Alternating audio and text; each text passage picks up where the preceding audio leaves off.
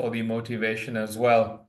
So covering the challenging implant in a short period of time is pretty impossible. So I thought I will discuss a couple of pointers, and then maybe towards the end, we can have a bit of a discussion, perhaps about cases that I haven't covered.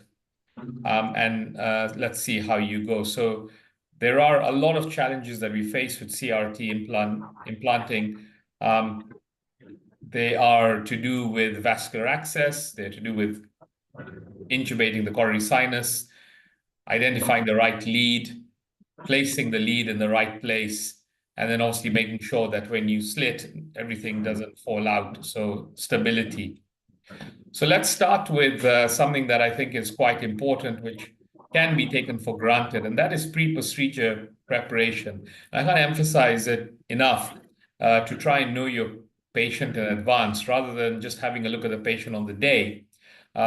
See if you can dig in and find a little bit of information. And sometimes this may be possible, especially in patients who may have had a coronary angiogram before. So I suggest what you do as a routine, and even and maybe if it's a difficult implant because this is an upgrade or a procedure that was abandoned previously, have a chance to see what happened during the procedure so you're prepared, so you don't do the same thing again. And I think in terms of imaging, review the vascular access and make sure that it's possible to get in. You may want to do a venogram pre-procedure, and try and see if you can identify where the coronary sinus and the main veins are. This can sometimes be seen in a retrograde coronary angiogram. You can identify the coronary sinus, and sometimes when it's difficult to cannulate the coronary sinus, this technique of doing a left-sided angiogram and then waiting for the coronary sinus to fill can give you an idea of where the coronary sinus ostium is, so you can use that as a landmark to cannulate it. Sometimes you can see the coronary sinus very well on CT or MRI, and this can be important because it might tell you a little bit about your target vein, and sometimes it may tell you that actually there are no target veins, so something else may be better. So preparation is really important. And if it's going to be a challenging case, consider having a buddy, as in, I don't mean a buddy wire, but you may want another colleague who has some experience to be with you during the procedure. It may feel that you are looking, you may feel that you are incompetent, but that's not quite true. Having a second pair of hands, a second opinion, is often useful in these challenging procedures. And one thing I find is that if you are going to approach something that may have difficulties, the more preparation you do, the easier subsequent the procedure becomes.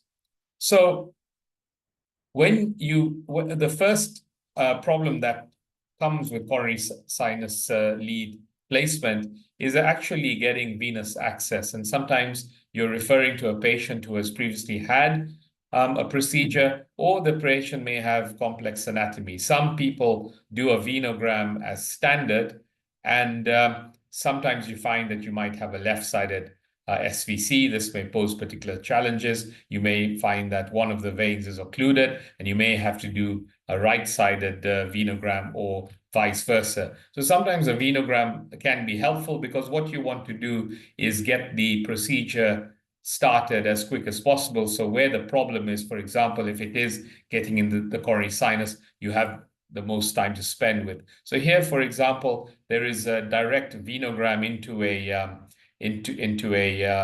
left subclavian vein. You can see that the branches, there is occlusion of the main vessel, and it'd be very, very difficult to get into this vein from the left-hand side. And clearly, if this venogram had been done prior to making the pocket, it would have saved quite a bit of time. So consider a venogram, especially if you are performing upgrades, or they've had previous procedures, or they've had dialysis or something requiring vascular intervention.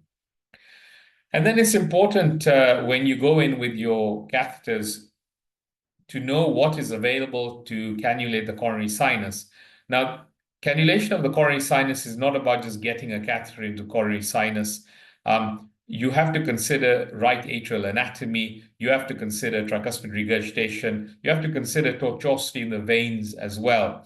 And if you are able to review an echo, you're able to review on your angio view, it can give you a little bit of an idea of how large the atria is and how far away you think the coronary sinus is. And most companies have developed different shaped catheters to try and assist accessing the coronary sinus. So, for example, if a patient is in atrial fibrillation with a huge right atrium, you may wish to consider using a wider catheter. It's okay to start with a standard catheter, and usually my approach is I start with the one I'm familiar with, and that tends to work. But then if you are not reaching the coronary sinus, you have to find some mechanism of getting a catheter with a longer reach. And now you can also get these sort of implantA-shaped catheters, which give you a nice hook to get into the coronary sinus. You also have to remember that just getting at the os is often not enough, because if you don't get the catheter in to the proximal coronary sinus, then stability of the guide will be a problem, and it will be difficult to push your lead forward. So you may want to then pass a sub-selector in just to make sure that your guide and sheath are in the coronary sinus. So a number of tools available. It's about which company you deal with, which tools you are familiar with, and just get to know what type of catheters are available, what sub-selectors are available. If you do not have sub-selectors, then you can use coronary catheters. I find the Lima curve quite useful because that helps, that has quite a sharp bend to get into the interventricular veins. But equally, sometimes a GR4 catheter can be useful. The only problem with that is you can't pass the lead through that. So just get to know and familiarize yourself with what is available. And if it isn't working, then consider changing. Coronary sinus cannulation, especially if the atrium is big and the anatomy is awkward. For example, in this case, the coronary sinus here is very hooked up, and accessing it in the standard way, you can see here there's little contrast into the proximal part of the CS here. With this sheath, would be very, very difficult. And so the technique here was to add another catheter, multipurpose catheter, and then to feed wires into the coronary sinus, and not just one, but a second one to increase the stiffness, and then allow the guide catheter to go over the inner catheter. In that way, you get into the coronary sinus a lot more easily. You can see here the reach is very, very long here. So a standard guide catheter may not work. You have to be inventive about how perhaps you bend the catheter, or you get a wide catheter, and then you have to manipulate it to ensure that the guide is sitting comfortably within the coronary sinus. The next thing that I think is quite important, and I'll probably show you this in the examples, is optimal visualization of the veins. Simply giving a puff of contrast and hoping for the best sometimes does not help, because you then regret the fact that you haven't visualized the veins properly. If you cannot get optimal visualization without a balloon, then I suggest you use a balloon and ensure the balloon is placed in a good position so that you can opacify all the veins. For example, if you just place the balloon in this distal to this branch here, you'd miss this out completely unless this backfills. You can see here, as we've pulled it back, you now get to see another branch. Similarly, in this example here, if the balloon is inflated too distally, you miss branches. You've got to remember you need to pull it back and you'll see a bit more. But also remember that the coronary sinus at this end can be quite wide, and you often have to push the balloon far in to get adequate occlusion. Just remember there, when you inject contrast, do not stop screening. Let the contrast fill the veins, and you may see ghosting or backfilling of more proximal branches. So it's if you can get a more proximal fill, indeed try and get a distal fill as well, because if you inflate the balloon here, you might miss more lateral veins at this side. So you've got to just be ready to place the balloon in different positions. And if you want, two views can be very helpful. I just have one warning about balloon catheters. You have to be very careful when you inject and when you inflate the balloon. And similarly, this goes for the guide catheters.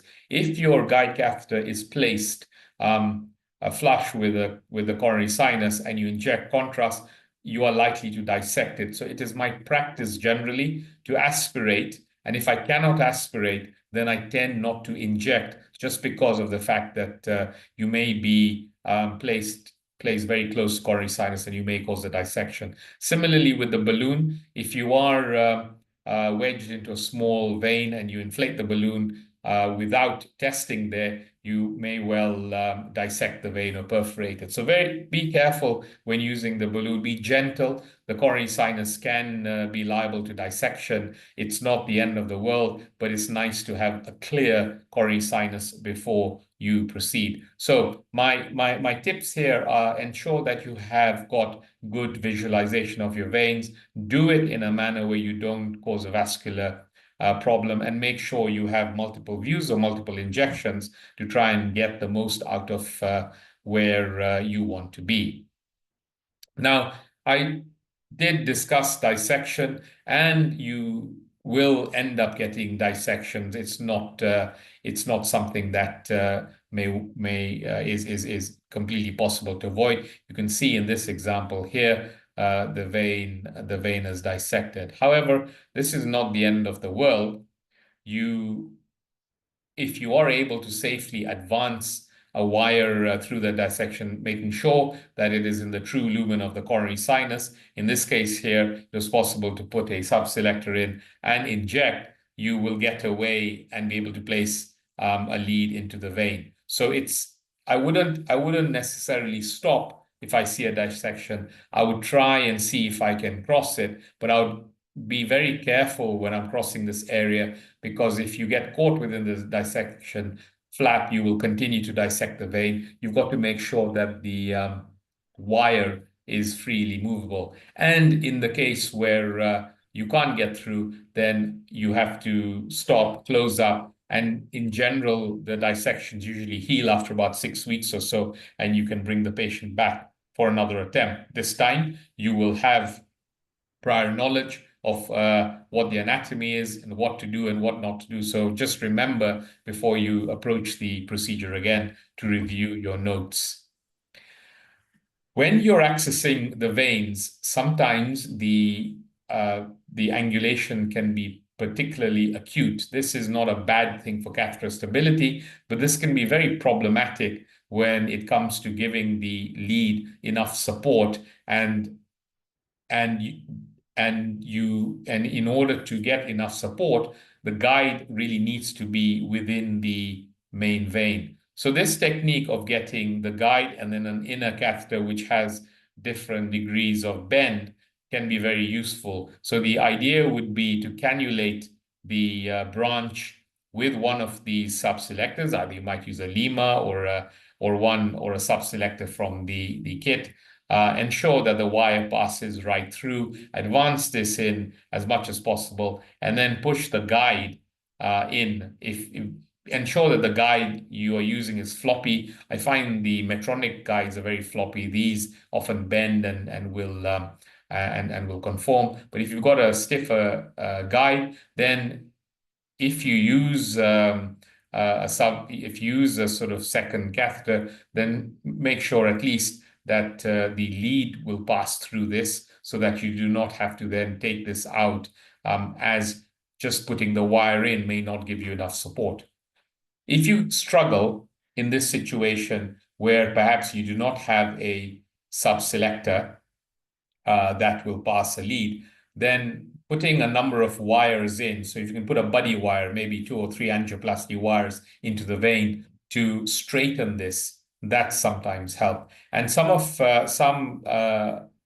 not done this myself, but it's been reported that you can take a coronary balloon and pass it through into one of the distal wires. So for example, if you got 2 buddy wires, the one that you're not going to use for the lead, you advance an angioplasty balloon and inflate that low pressure. What this does is this grips the angioplasty wire onto the vein. So as you advance the lead, the kit will not prolapse. So that is something else that you can do to improve stability. But telescoping is a very useful and standard technique to ensure that you have got enough support when it comes to placing your lead. Now, in terms of wires, there's a huge selection of wires available. Some wires come with the device, but then there is the whole stock of coronary guide wires that you can use.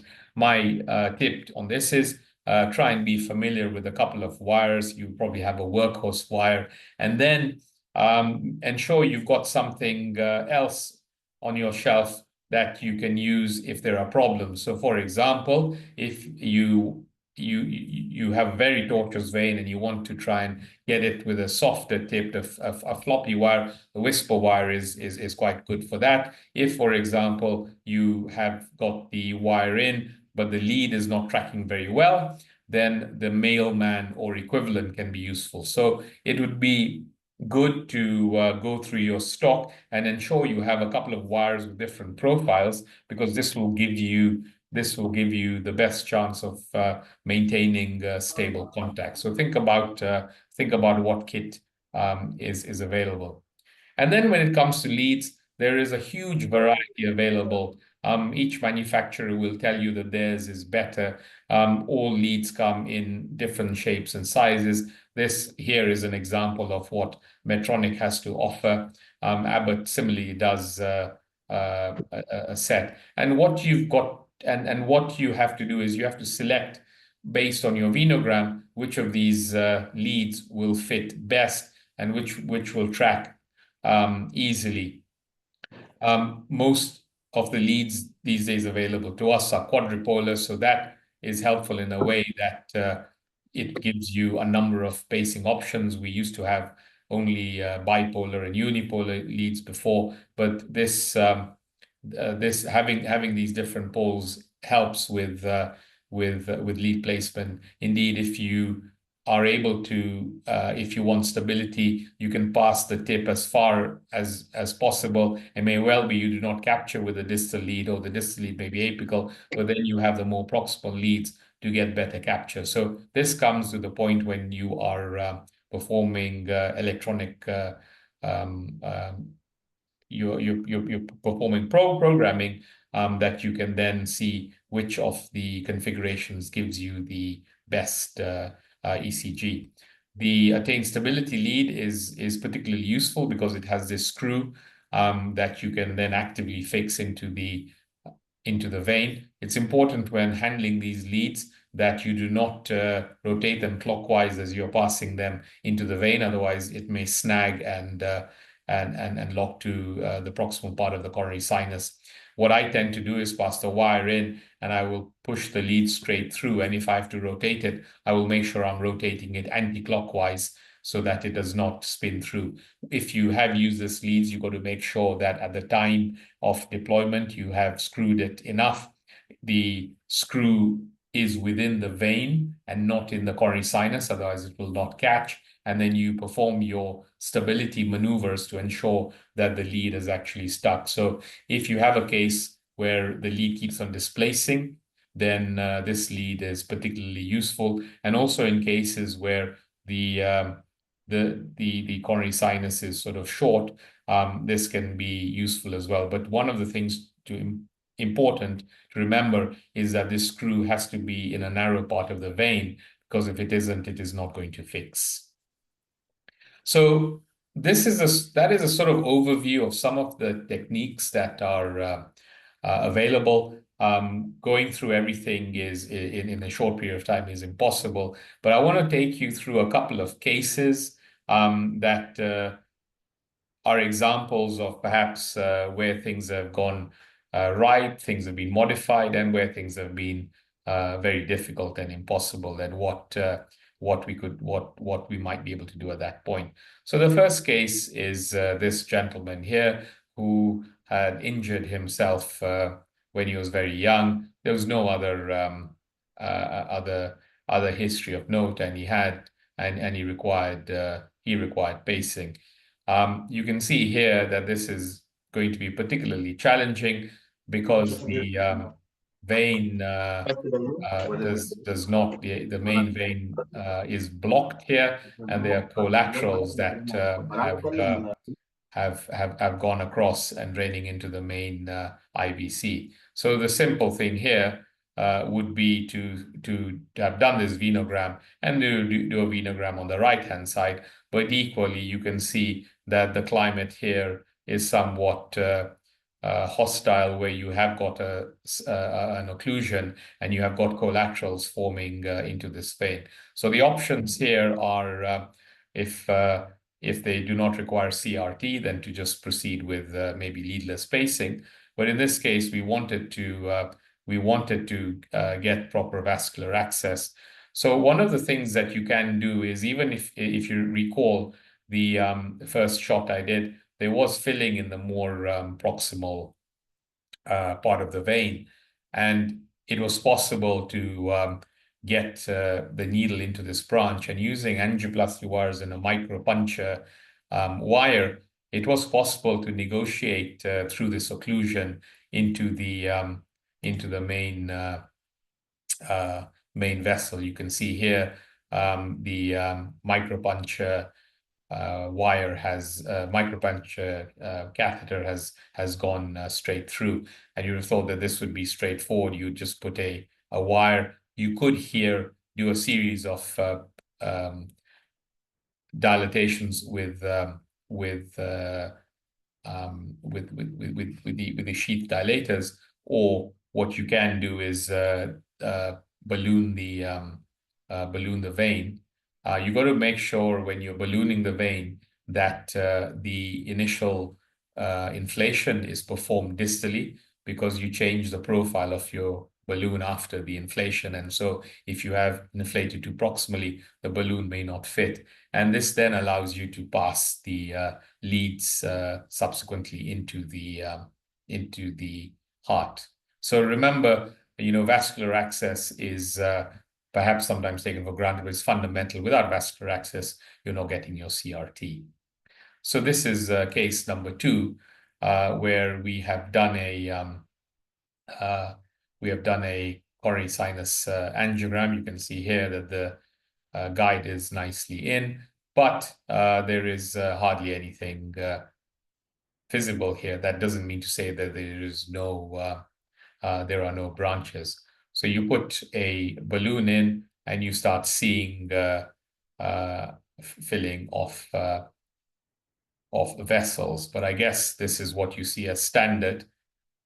We move on here, and I want you to look at this. So the wire has gone in, and the wire does this very interesting of flip-flopping out. It is possible to advance this lead in. But this to me is going to be problematic, I think, because if I show you here, they've used a sub-selector was used here. The wire is placed, and you can say perhaps accept this.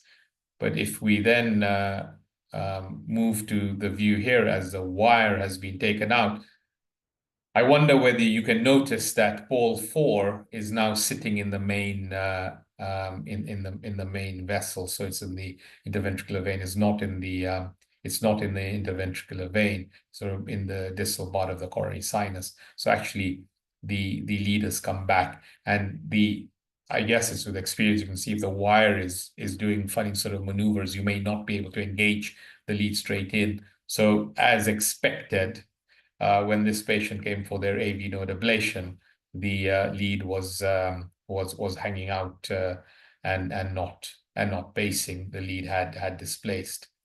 So they came for a revision. And you can see here the vein has been the lead has been placed in a similarish branch. The pole 4 is in the vein. You can see here that the choice was to use a screw-in lead, the instability lead. This was screwed in, and this worked very well. Now, when you are doing revisions, you've got to remember that there are other leads as well, and most of you will have noticed. Look at the RV lead. This, unfortunately, at the time seemed to be working, but it clearly is in an extremely suboptimal position, and the lead did not function very well, and so had to be removed and replaced. So when you are doing procedures that involve upgrading or adding a new lead, just remember that the other leads may move if you are not very careful. In the end, the final positions were satisfactory. You can notice here that a passive RV lead has been placed here, and the reason behind this was every position of a screw-in lead resulted in very abnormal thresholds, despite having a reasonable R wave. So in the end, because this patient was spacing dependent, and this is sometimes I sometimes do this when the active lead is causing such problems, I replace it and put in a passive lead. Case 3 is a patient here who has got a rather unfavorable anatomy. You can see here that there were quite a lot of challenges getting into the coronary sinus, and then with the help of an implant's diagnostic catheter, you can just about to see the ghosting of the coronary sinus. So there is a lot of tortuosity within this vessel here. This is a semi-permanent pacing lead in a rather precarious position, but anyway, it was working. But the challenge here is how to get into the coronary sinus. So with a bit of perseverance and with using the sub selectors, it was possible to place the guide into the proximal part of the vein. You can see here there's a localized dissection here from trauma from the wire. So I guess you would say that this vein here, this is a posterior vein, would not be a bad target with all the difficulties that one has faced. But the problem was getting guide support. One of the things that can be very useful to get into the coronary sinus and get good guide support is the use of a standard deflectable EP catheter. This has been designed to deflect and extend and rotate nicely, so you can get it into the coronary sinus. It is relatively stiff, and because of this, you can then pass the guide over this into the coronary sinus. I don't use this technique very frequently. My usual technique is the use of a standard guide with a Terumo wire. And if I struggle, I might use an MPA or an implant. So then I'll use an EP catheter. But one of the things you can do with an EP catheter is look at the electrograms, and that can help you to identify whether you're at the proximal part of the coronary sinus. So having used that catheter, you can now see that the guide catheter has gone further in. The more posterior branch is shown here, and you're starting to see more veins. You can see this nice lateral branch developing here. But I want you to notice on this venogram, and this is important because if you are far away from the screen, you might think that the start of this vein was here. Clearly, the origin is from much more proximal. So if you're sort of just moving the wire around and focusing on this area, you may completely miss it. As yet, we don't know much about the tortuosity, but you can see in this view, an RAO view has been done just to try and get a better grasp. And you can clearly see where the origin of this vein is. It's almost it's almost the os of the coronary sinus. It's almost a separate origin. So you've got to be aware of this, because if you hadn't done this second view, you would have kept on looking in this position, trying to cannulate it from here, and all it would have led to is frustration. So in the first instance, in this case, an attempt was made to go into the more posterior vein because that seemed easy, but as you can see here, the lead would not track, and so that had to be abandoned. And then this is where perseverance comes in. You could use a sub-selector, but in this case, the pacing catheter was moved back, the wire was pushed back and forth, and you can see here the movements are much bigger. It's not like in coronary intervention where you do minor movements, but you have to do a big pull in, push out, move the catheter, keep on trying. Just remember where the origin of that vein is, and eventually, as the catheter comes back, you can see. They are realizing that the os is sort of further back. They keep on trying, keep on moving the catheter back, move it right back, and then look, there it goes. So remember, the thing here was that when they tried initially with their approach, they were very much distal, obviously not appreciating the fact that the origin of the vein was so much more proximal. But as they got more and more proximal, the lead went in, and that was the sort of final position. This case here is one of perhaps defeat. You can see here somebody's had aortic valve surgery. The guide, this is a floppy Medtronic type guide, is just not going into the vein. The wire is in, but there is so much tortuosity, the guide is not tracking in. So using an MPA, that successfully sort of negotiates the tortuosity, and you're able to at least opacify the main coronary sinus. But clearly here, as yet, there are no venous branches.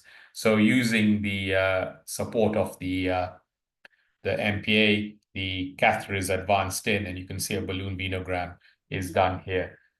Now, the problem with this is that, yes, there is a nice vein, but the angle is extremely acute, and there are no other branches. And you can see in this AP position, the hook of this coronary sinus are really hostile. The attempts here at using a sub-selector to cannulate this extremely angled branch. And then I guess once you've tried with the branch, you've actually got through. The next bit is, how does one get this wire? How do you get the lead to track the wire? And as you can see in this case, as they are pushing the lead on, things are prolapsing. See here, they also had a buddy wire to try and help, but the buddy wire was sitting in the right atrium. So this is one that is very difficult. I think the problem in this case, this was not one I was. This is not one I was at.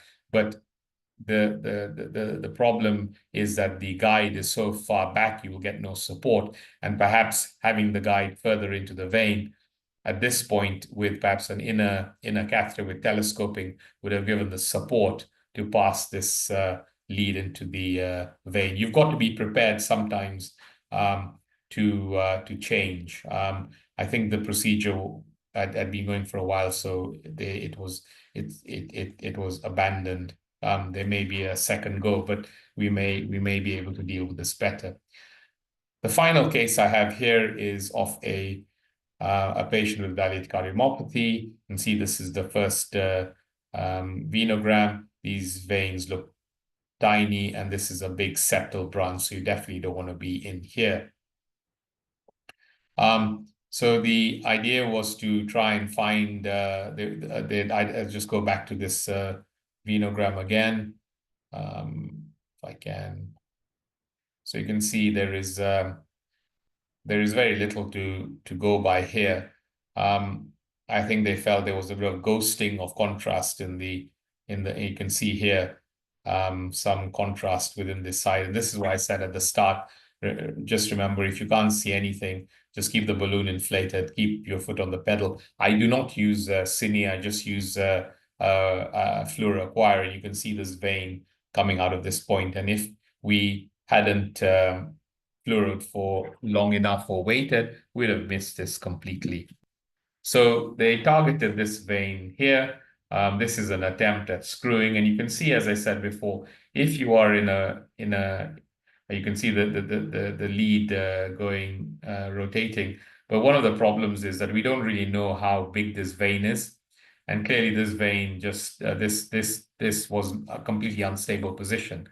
But they managed to advance the catheter further into a smaller branch and then hook it in. The problem with this patient was, again, no targets. There was a problem with twitch and lack of capture. So we then had to abandon this patient came back. The LV lead, unfortunately, had to get extracted. You can see here the lead is carefully being pulled back, and it does snag a bit. You have to be careful. There's a screw there, but with a bit of due diligence, it is possible to take the lead out with not much issue. You don't want a defunct LV lead hanging around there. And we then elected to give the patient a left bundle branch lead, which narrowed the QRS. This patient was extremely symptomatic prior to this procedure. They were complaining, calling the heart failure nurses every week. And following conduction system pacing, you can see here the QRS is you can see here is much narrower, and the LV function contraction appears a lot better. So this was a sort of bailout where I don't do this as standard, but where LV lead placement has been difficult, then conduction system pacing in heart failure left bundle branch block remains an option. Now, there are a number of other options still available with regards to LV lead placement. There is the epicardial approach thoracoscopically with the surgeons. There is the ultrasound-guided placement of a lead into the LV. Various other techniques available, but what I say in general in terms of challenging implants: know your anatomy, know the kit you have. Remember to ask for help or buddy up with people, and also importantly, know when it's time to stop, because the longer the procedure, the less effective you get, the more risk you're sort of having with infection and other issues. And sometimes it's just easier to bring call it a day and bring the patient back for another procedure. So a bit of a whistle-stop tour with a couple of examples, obviously not fully comprehensive, but I'm hoping that at least there were some pointers there that might help in your implants. Thanks very much for your attention, and Prof, any questions from the participants? I'm very happy to